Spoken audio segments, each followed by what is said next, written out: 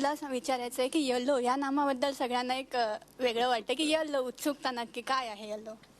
Yellow is a colour of friendship, it's a colour of inspiration. आणि 4 तारखेला नक्की जाऊन चित्रपटात गृहात तुम्ही चित्रपट बघा. येल्लो ॲक्च्युली काय आहे, ते मेटाफर काय आहे ते तुम्हाला पिक्चर बघितल्यावरच समजेल. कारण आत्ता मी सांगितलं तर चित्रपट बघताना तुम्हाला तेवढी मजा येणार नाही. पण येलो धमाल आहे. गौरी जशी धमाल आहे, आता तुम्ही इंटरव्ह्यूत बघितलंच असाल. शूटिंगच्या वेळी पण आम्ही धमालच करत होतो. स्टोरी सुद्धा धमाल आहे. त्यामुळे प्रत्येक व्यक्तीला ही स्टोरी, हा चित्रपट खूप आवडेल. तुम्ही सुद्धा चित्रपट खरंच एन्जॉय कराल. गौरीची निवड कशी झाली, इतर सहकलाकारांची निवड? मृणाल, उपेंद्र आणि ऋषिकेशचं कॅरेक्टर तर माझ्या जेव्हापासून मी लिहित होतो अंबर गणेश बरोबर, आम्ही तिघं मिळून स्टोरीबद्दल आम्ही बोलायचो, तेव्हाच ही 3 कॅरेक्टर डोक्यातच होती की आईचं काम मृणाल करेल, मामा ऋषिकेशच करेल आणि कोच उपेंद्र लिमये. गौरीचं कॅरेक्टर हे कोण करणार, 2-3 महिने म्हणजे माझे जे असोसिएट आणि डिरेक्टर, असिस्टंट डिरेक्टर आहेत, ते मला नेहमी फोटो दाखवायचे, व्हिडिओ टेस्ट दाखवायचे वेगवेगळ्या मुलींच्या, ॲक्टर्स ज्या आहेत. But I was not convince because तो खरेपणा, तो इनोसन्स, ती धमाल, ती मला त्यांच्यात दिसत नव्हती सामाव.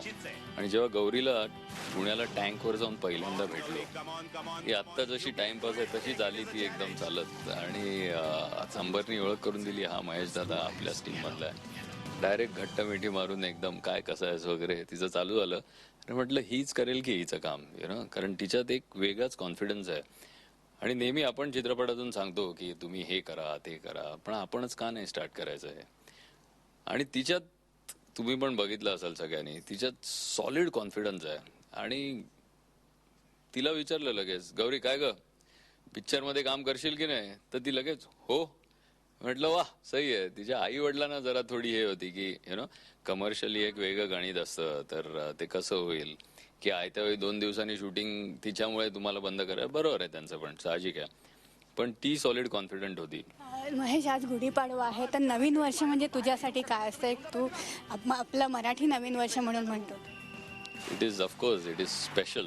गुढीपाडवा हा स्पेशल आहे सगळ्यांकरताच, कारण मराठी आपल्या कॅलेंडरचा पहिला दिवस. आणि योगायोगाने आम्ही सुद्धा ह्याच आठवड्यात नवीन चित्रपट घेऊन येतोय, येलो. तो सुद्धा एक धमाल पिक्चर आहे, स्पेशल चित्रपट आहे. आणि स्पेशल आमची गौरी त्याच्यात पहिल्यांदा काम करते. संजना छोटी, ती सुद्धा स्पेशल आहे आमच्याकरता, आणि ती सुद्धा पहिल्यांदा काम करते. त्यांच्याकरताही तो तेवढा स्पेशल होईल. गौरी, तू काय सांगशील? तू काय गुढीपाडव्याची धमाल करते, घरी काय काय करते सांग. आणि मी काहीच करत नाही, कारण गुढीपाडव्याचं ते फराळ बनायला ते आईच करत मी कधीच काही मनन करायचे तर मी मनन करून बघत नाही, कारण मला दाखवणं काहीच येत नाही, म्हणा काहीच येत नाही म्हणा. त्यामुळे गुढीपाडव्याचं मी मनच करायला चुकला माझा चुकला पार काढणार, माझा चुकला नातेवाईक करा. मी गुढीपाडव्याचा चुपेचा डेट आणि मी माझा मेसेज करा परत एकदा पाठवते, यू कॅन डू इट, कारण चॅलेंज कारण चांगलं हे करा. आणि हा येणं पिक्चर नक्की नक्की तुम्ही बघा, आवडेल मला. आणि नाही तो मला त्याच्यातून कळेलच काय आहे ते. आणि तू नऊवारी साडी नेसले, नथ घातले, तू पहिल्यांदा घातली सगळं? पहिल्यांदा नऊवारी गाठीनी नाहीये मी, जुचारा गाठीनी मी.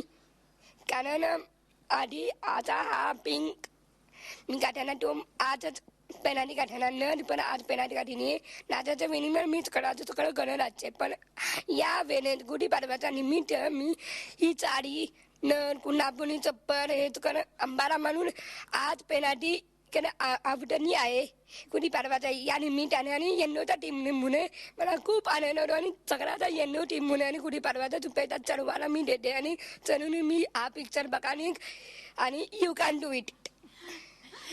Okay, you can do it प्रत्येक वाक्यात अगदी गौरीचं आहे, आणि तिने ते करून दाखवलेलं आहे. आणि प्रेक्षक पण आता बघणार आहेत. मृणाला एक विचारायचं की सिनेमा जसं म्हटलं सहकलाकार अनेक असं सिनेमा तू करते, आपण अनेक येतात जातात, पण काही विषय हे असतात की मनात आपले राहतात कायमचे. तर तसं या सिनेमाबद्दल तू काय सांगशील?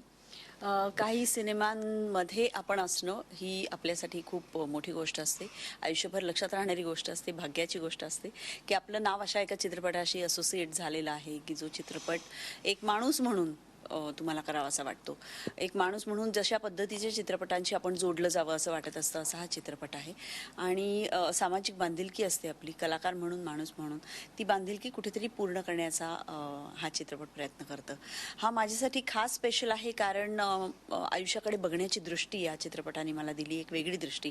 आणि ज्या जगात मी मगाशी म्हटलं एकदा की डोकावून पाहायची थोडीशी भीती वाटते, थोडा संकोच वाटतो, शक्यतो नको असं वाटतं, त्या जगात इतकी बिनधास्त आणि धमाल मजा करता येते हे मला या चित्रपटाने दाखवून दिलं. त्याच्यामुळे I am very very excited to be a part of this film. Mahesh, आता जसं म्हणाले की या जगात डोकावून पाहण्याची एक संधी मिळाली, तसं तू एक दिग्दर्शक म्हणून हा सिनेमा जेव्हा सुरू केलास आणि जेव्हा पूर्ण झाला तर तुझी दृष्टी कशी बदलली? सी मी काय म्हणतात, मी सिनेमॅटोग्राफर आहे, त्यामुळे ऑब्झर्वेशन हे आम्हाला प्रत्येक क्षणी ऑब्झर्व करत असतो मी. लाईट, माणसं, व्यक्तिमत्व. ह्या चित्रपटात एक ऑब्झर्वेशन असं आलं की आपल्या प्रत्येक माणसात ग्रीड हा प्रकार खूप भरलेला असतो की मला हे हवंय, मला ते हवंय, यु नो. आपण सारखं काही ना काहीतरी डोक्यात विचार चालू असतात, एखादी चांगली गोष्ट बघितली, अरे पाहिजे यार. ही आम्ही इकडे एक महत्वाची गोष्ट शिकलो की ह्या मुलांच्यात कुठल्याही प्रकारची ग्रीड नाहीये. आणि ते आम्हाला शिकण्यासारखं होतं की यु नो, म्हणजे ती संजना आहे, ती दिवसभर मेरे को वो पेन्सिल चाहिए, ये चाहिए, वो चाहिए करून बॅगेत टाकायची सगळं स्वतःच्या, आणि संध्याकाळी जाताना बॅग द्यायची आणि सॉरी अंकल म्हणून निघून जायचे.